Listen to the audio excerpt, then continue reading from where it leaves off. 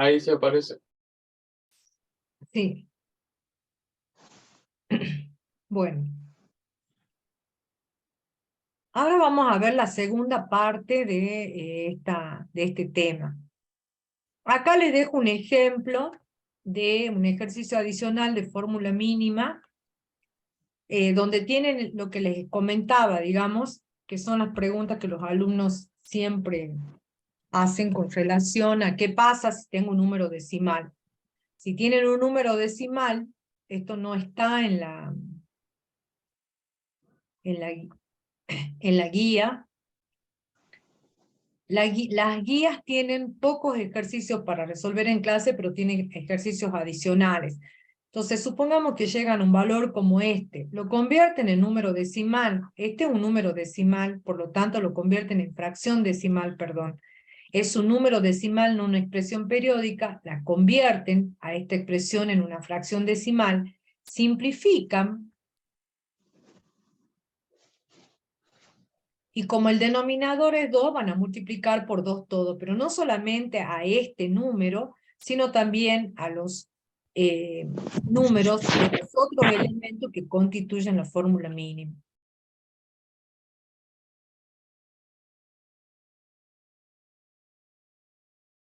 Bueno, este es el ejemplo que les dejo para que ustedes lo trabajen. Y entramos ahora en la otra parte de la materia, de la clase, que es la estequiometría.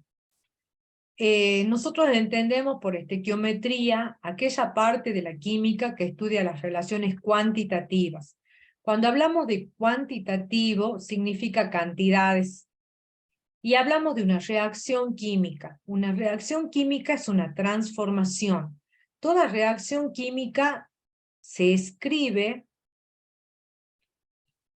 de izquierda a derecha. Esta flecha que aparece acá me indica una transformación entre reactivos, que están ubicados a la izquierda, y productos.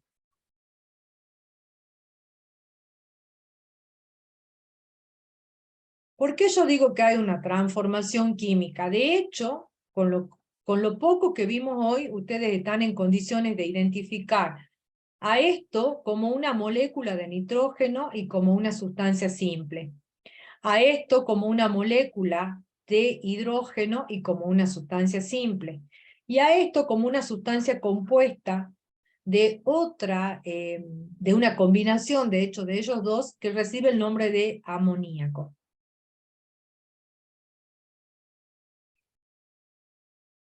Cuando ustedes estudien las leyes, que esos están en el PDF que yo les dejé, y están las leyes de la materia, digamos, los de principios de la química, hay una ley que no está dentro de la clase, pero la tienen que saber, que es la ley de Lavoisier, que la van a estudiar solo con la guía de autoaprendizaje. La ley de Lavoisier nos dice que en un sistema que es cerrado, la suma de las masas de reactivos tiene que ser igual a la suma de masas de productos. Eso se traduce en lo que en química llamamos una igualación de masas. Entonces, la estequiometría va a estudiar la relación de cantidades en una reacción química. La reacción química viene escrita por una ecuación química, donde yo sé que los reactivos se transforman en productos. Al hablar de estequiometría, nosotros vamos a hablar de cantidades, y dijimos que en química la cantidad viene dada por el mol. Por lo tanto, puedo interpretar a esta reacción química y leerla como mol, diciendo que un mol de nitrógeno se combina con 3 moles de hidrógeno, para dar 2 moles de amoníaco. El mol va a venir dado por este coeficiente estequiométrico que aparece dentro de la reacción. Y que lo pongo para igualar justamente, para que la suma de las masas de reactivos sean igual a la suma de las masas de productos. Nosotros podemos hablar de moles, pero como sabemos que entre el mol, lo vimos así, vimos que entre el mol y gramos hay una equivalencia, podemos hablar también de masa expresada en gramos, o podemos hablar del número de moléculas, son todas equivalentes. De hecho, lo que estamos haciendo acá es usar la equivalencia que vimos. Ay, no me gusta cómo me escribe, a ver acá.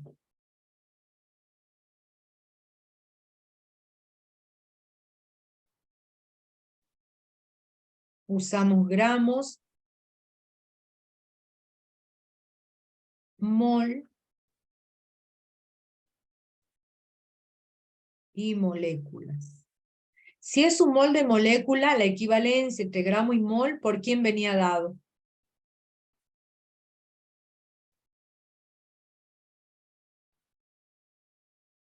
O la masa molar atómica.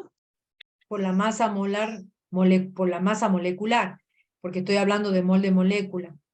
Y si es un mol de molécula, entre mol y el número de moléculas, acá ¿quién venía? El número de Avogadro. Esto mismo lo puedo hacer para átomos. Entre gramos, mol y átomos, el factor de conversión entre gramos y mol va a ser la masa molar atómica. Y el factor de conversión entre mol y átomos, el número de Avogadro. ¿Sí? Sí, profe. Sí, profe.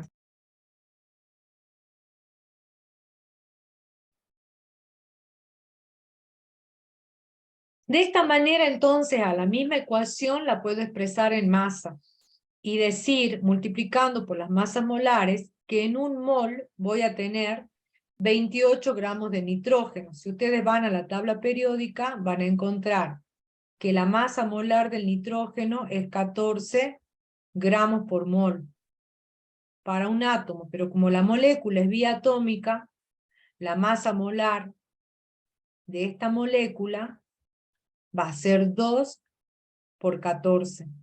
Y de allí saco los 28 gramos por mol de la molécula. Es lo mismo, digamos, es una cuestión de nomenclatura. Cuando hablo de molécula, uso la M. Y cuando hablo de átomo, uso la A.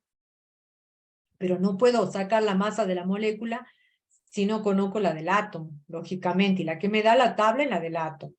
Entonces, 14 por 2, 28, y tengo que un mol de nitrógeno tiene una masa de 28 gramos. En el caso del hidrógeno, la masa molar del átomo de hidrógeno es 1 por 2, porque el subíndice, la atomicidad es 2, serían 2 gramos. Por 3 moles, 6 gramos. Acá, para el amoníaco. La masa molar del amoníaco es 17 gramos.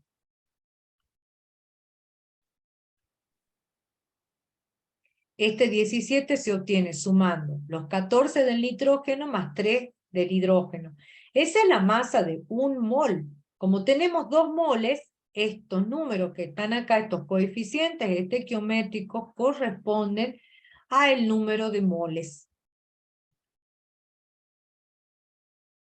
Entonces, 2 moles, estos son 2 moles por 17 gramos por mol,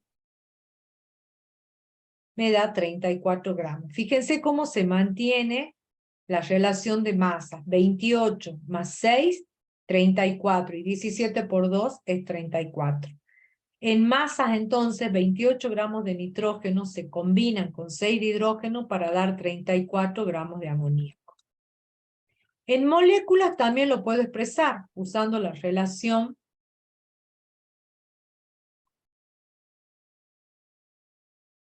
del número de Avogadro. En un mol tengo el número de Avogadro de moléculas. En 3 moles voy a tener 3 veces el número de Avogadro de moléculas.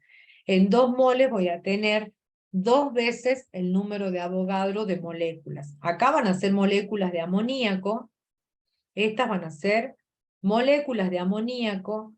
Estas van a ser moléculas de hidrógeno.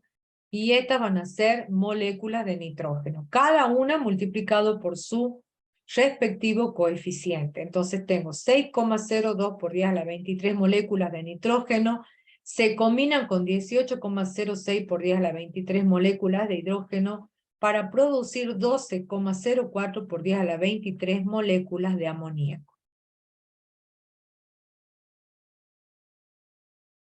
En condiciones normales de presión y temperatura, que corresponden a una presión de una atmósfera y a temperatura de 0 grados centígrados para gases, hay una nueva equivalencia, y es el volumen molar. ¿Por qué es volumen molar? Porque es el volumen de un mol. Así como un mol tiene una masa molar en gramos, también en esas condiciones de presión y temperatura, si pudiésemos medirlo en litros, ocupa un volumen de 22,4 litros y se define volumen molar. Como tengo un mol de nitrógeno, en ese mol de nitrógeno voy a tener 22,4 litros por mol si quiero expresarlo como volumen molar. Entonces, litro por mol, y esto es mol. 22,4 litros de nitrógeno. Acá tengo 3 moles de hidrógeno por 22,4 litros por mol de hidrógeno se combinan con 67,2 litros de hidrógeno para darme 44,8 litros de amoníaco.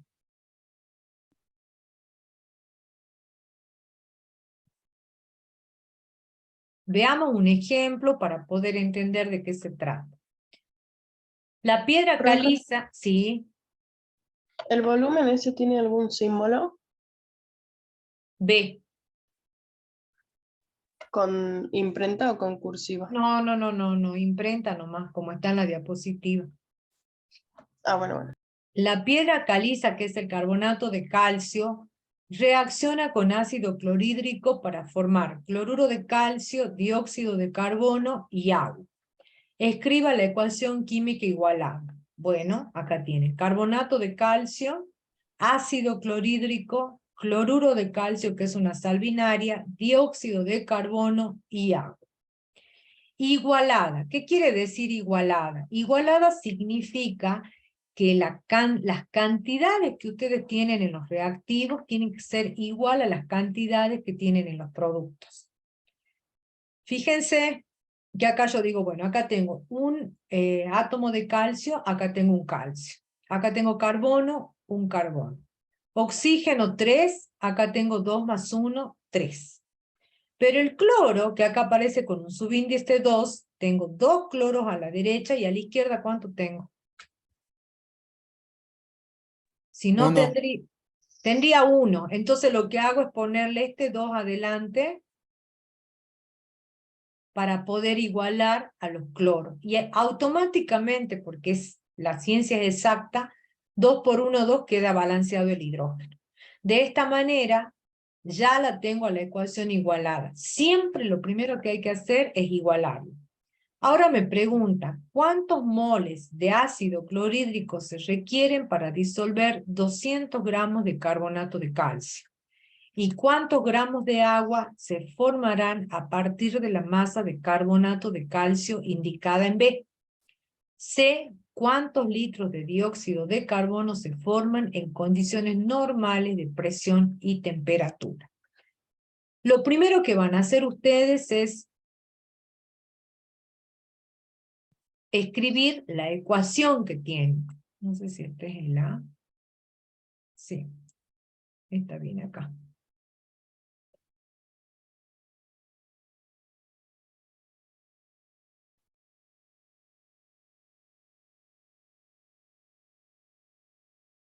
Acá está.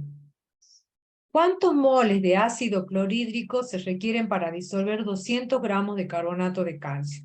¿Yo qué les recomiendo? Escribirla la ecuación, igualarla. Acá fíjense que abajo dice 1 masas molares. Escriban arriba las masas molares de cada uno de los reactivos y de los productos para que ya les quede como dato. Ya saben que van a la tabla, buscan la del calcio, buscan la del carbono, buscan la del oxígeno, multiplican esta por 3, le suman 12, le suman 40, 100 gramos por mol.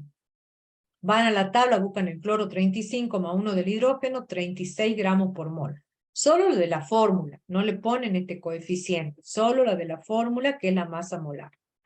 Ponen todas las masas molares, las ajustan, la ecuación ya está ajustada, y 3 dice escribo los datos. Entonces cuando escribo los datos, yo les recomiendo hacer una tablita donde en la primera fila expresemos las cantidades en mol y en la segunda en gramos, que es el dato que me da. El problema me dice que yo calcule cuántos gramos de cuántos moles, el mol me pide, de ácido clorhídrico necesito para 200 gramos de carbonato de calcio.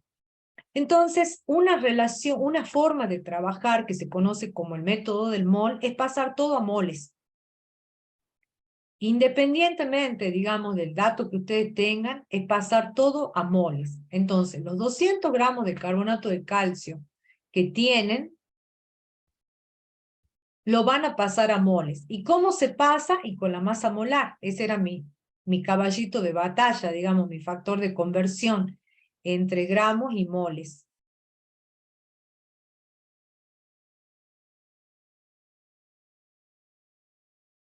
Entonces, como ya tengo el factor de conversión, digo 200 gramos de carbonato de calcio por 1 mol de carbonato de calcio sobre 100 gramos.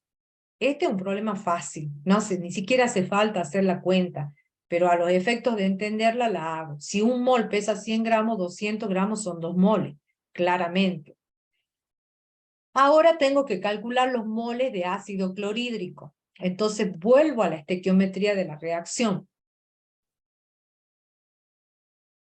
Fíjense qué me dice la estequiometría de la reacción. Ya hice el cálculo y encontré que acá me dio que estos 200 gramos son 2 moles. Le voy a poner otro color para no confundir con este. Le voy a poner rojo, igual que este.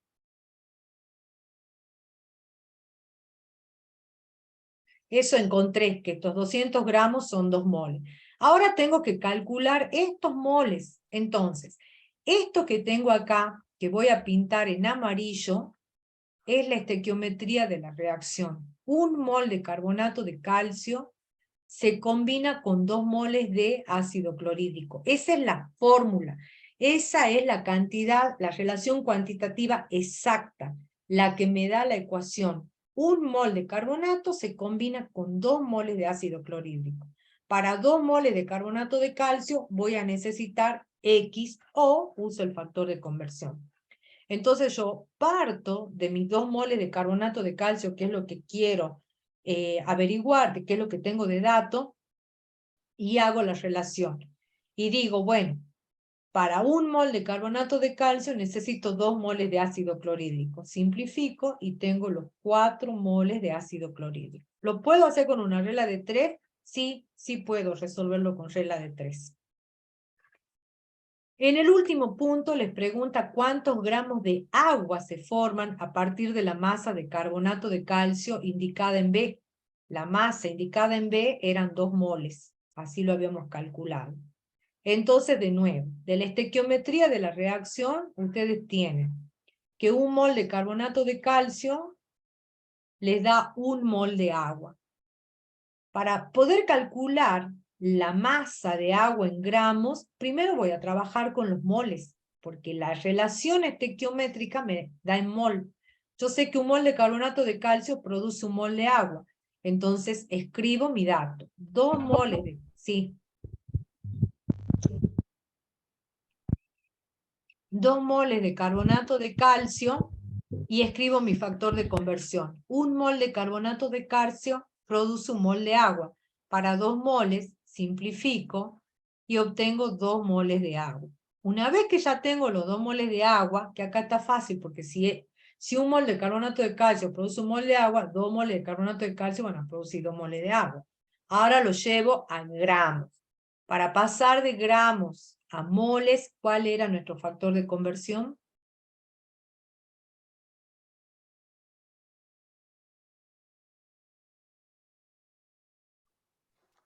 La masa molar. Entonces, 2 moles de agua, 1 mol de agua tiene una masa de 18 gramos. Masa que ya la tengo arriba de la ecuación. por algo la puse. Pero siempre, siempre pongan todas, porque así. Entonces yo ya sé que en un mol de agua tengo 18 gramos. La calculé al principio y ahora la uso directamente. En 2 moles de agua tengo 36 gramos de agua. ¿Alguna pregunta con respecto a este punto?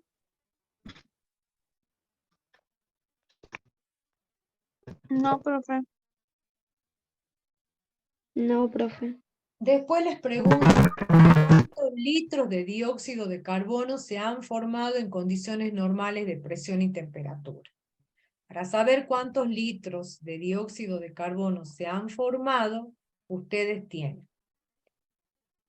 ¿A partir de cuánto? A partir de los 2 moles de dióxido de carbonato de calcio que corresponden a los 200 gramos. Entonces, primero la relación en moles. 1 mol de carbonato de calcio, 1 mol de dióxido de carbono. 2 moles de carbonato de calcio, hago la relación, 1 mol de carbonato, 1 mol de dióxido, 2 moles de dióxido. Una vez que tengo los moles, recién lo paso a litro. Sabiendo que 1 mol de dióxido ocupa 22,4 litros, 2 moles tendrán 44,8 litros.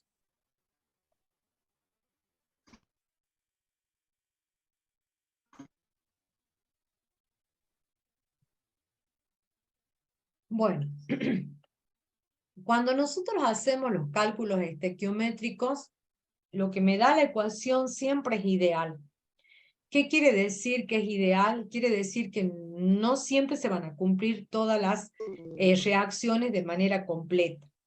Entonces hay 3 casos, digamos, que nosotros vamos a considerar. Uno de ellos es el reactivo limitante. Apaguen los micrófonos, por favor. El otro es la pureza y el tercero es el rendimiento. Yo les voy a explicar nada más qué es cada uno de ellos, porque no voy a tener tiempo de resolver todo, pero en la clase de la tarde voy a resolver esto de manera completa, digamos, para que queden los 2 videos. Y tal vez suprima alguno de los que ya hice temprano, y me quede tiempo para resolver esto en la de la tarde, así pueden ver los 2 videos y tienen todo completo. ¿Qué es el reactivo limitante? Para entender el reactivo limitante, acá yo les he puesto un ejemplo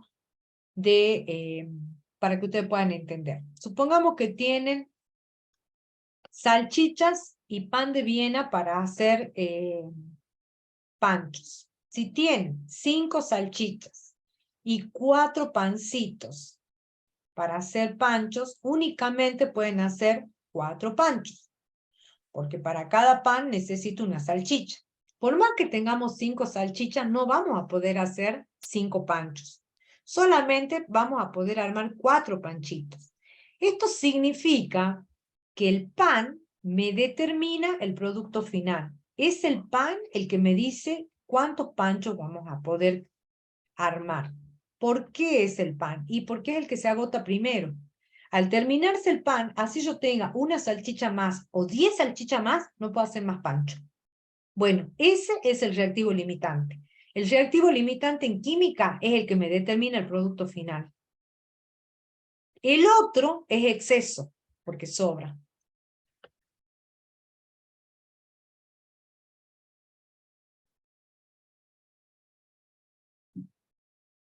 Vemos un ejemplo. 1 mol de nitrógeno se combina con 3 moles de hidrógeno para dar 2 moles de amoníaco. Las cantidades vienen dadas por los moles. 1 mol de nitrógeno, 3 moles de hidrógeno y 2 moles de amoníaco. Si nosotros pusiésemos 0,5 moles de nitrógeno y 3 moles de hidrógeno, ¿qué pasaría acá? ¿Cuántos moles de amoníaco se formarían? Uno solo. Uno solo, sí señor. Uno solo. ¿Y cuánto de hidrógeno me sobraría? 1,5. 1,5. ¿Y quién sería el reactivo limitante? El nitrógeno. Y fíjense que el Nitrógeno. amoníaco se saca a partir del reactivo limitante. Bueno, entonces eso es lo que hay que hacer. Una vez que identificamos el reactivo limitante, recién podemos hacerle cuenta y avanzar con los productos. Veamos este ejercicio que está en el práctico. El carburo de silicio, un abrasivo, se fabrica por reacción del dióxido de silicio con carbono grafito, según la siguiente ecuación no igualada. Dióxido de silicio más 3 carbono más Q, esto significa que requiere calor. Esta está igualada, ¿no? Acá dice no igualada, pero yo ya la igualé. Produce carburo de silicio más 2 moles de monóxido de carbono. Yo se las pongo igualada por ser la primera clase, digamos. Hay que ponerla lista a la ecuación para poder trabajar, pero si no, ustedes deberían haberla igualado. Se mezclan 300 gramos de dióxido de silicio con 203 gramos de carbono. ¿Cuál es el reactivo limitante y cuál es el que está en exceso? Claramente el dióxido de silicio es un reactivo y el carbono es el otro reactivo. La proporción en la que se encuentran es 1 mol de dióxido con 3 moles de carbono. Si estas cantidades respetan esta relación, estaremos en la proporción justa. Pero si no, tengo que saber cuál es el que se agota primero. ¿Cómo hago?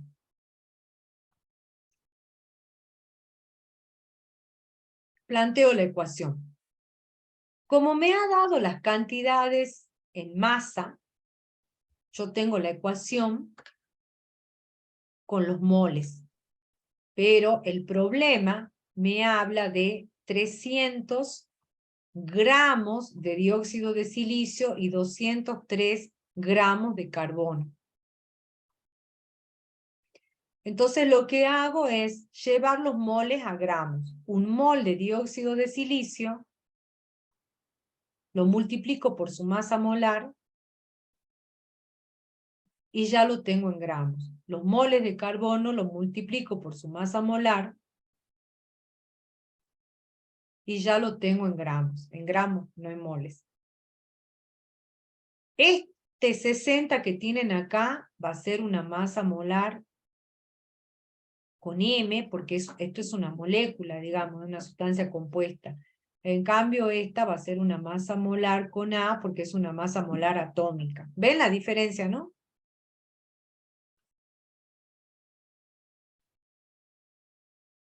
Bueno, ahora partimos directamente de la estequiometría de la reacción. La estequiometría es lo que me dice la ecuación. ¿Qué me dice la ecuación? Que 1 mol de dióxido se combina con 3 moles de carbono. Pero ese mol de dióxido en gramos es 60 gramos. Y estos 3 moles de carbono en gramos son 36 gramos. Entonces, 60 gramos de dióxido se combinan con 36 según la estequiometría, que es la teoría, que es lo que me da la ecuación. Para los 300 gramos de dióxido de silicio, que me dice el problema, encuentro que necesito 180 gramos de carbono. Y fíjense cuántos gramos de carbono tenemos nosotros en el recipiente. 203. ¿Y cuántos necesito para los 300? 180. Entonces, ¿quién va a sobrar acá? ¿Quién está de más? El carbón. El carbono. Entonces, si el carbono está de más, ¿quién es el limitante? El dióxido de El silicio. dióxido de silicio. Este se va a terminar primero porque este está haciendo de pan acá. Para esta cantidad yo necesito menos de lo que tengo. Y este está haciendo de pancho. Tengo 203 y necesito 180, me sobran casi 20. Podría haber planteado al revés también. Tienen 36 gramos con 60. Lo hago al revés. 36 gramos de carbono, 60 de dióxido de silicio. Para 206 de carbono encuentro 338. Y ahora estos 338 los comparo con los 300 que yo tenía. Para 203 yo necesitaría 338 y no tengo 338, tengo 300. Como tengo un valor menor, este es el reactivo limitante. No se van a consumir los 203. Para que estos 203 se agoten, yo debería haber puesto 338 y me faltan 38. Cuando llegue a 300, la reacción se termina, porque se consume todo lo que tenía. Y acá me van a quedar sin reaccionar 20 gramos de carbono. ¿Lo ven?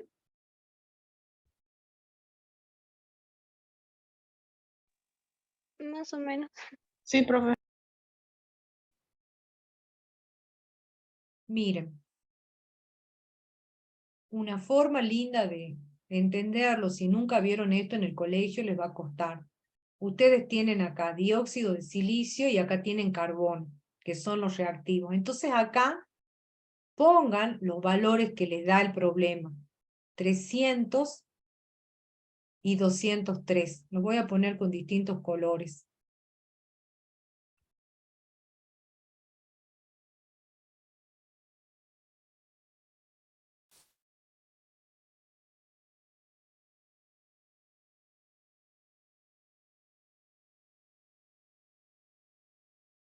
Cuando hago el cálculo, encuentro que de carbono, para estos 300, necesito 180. Entonces, esto se va a consumir totalmente. Pero de estos 203, cuando llegue a 180, termina la reacción. Acá me va a quedar una parte sin reaccionar. Ese es el exceso. Porque para los 300, yo puse 203, pero para los 300 solamente necesito 280. La diferencia es el exceso, y este es el reactivo limitante. ¿Lo ven? Sí, Sí, profe. profe. Sí, profe. Bueno, una vez que ya tienen identificado el reactivo limitante, tienen que calcular la masa de carburo de silicio. Entonces, de la estequiometría de la reacción, digo que 1 mol de dióxido de silicio se combina con, me produce, un mol de carburo de silicio. Esto significa que 60 gramos de dióxido de silicio me dan 40 gramos de carburo de silicio. Para los 300 gramos que yo tenía, que eran estos, que es el reactivo limitante, tengo una cantidad de 200 gramos de carburo de silicio. La masa de carbono sin reaccionar va a ser la que tenía, la que me dan de dato, menos la que calculé, que son los 23 gramos. Yo le decía 20, alrededor de 20, bueno, son los 23 gramos. Lo llevo a moles, 1,9 moles. También les pide el volumen de monóxido de carbono, 60 gramos de dióxido de silicio, que tienen acá, que es 1 mol, se combina, me producen 2 moles de monóxido de carbono. Y 2 moles de monóxido de carbono son 2 por 22,4 litros en volumen. Por lo tanto, para 300 gramos van a tener un volumen de 224 litros.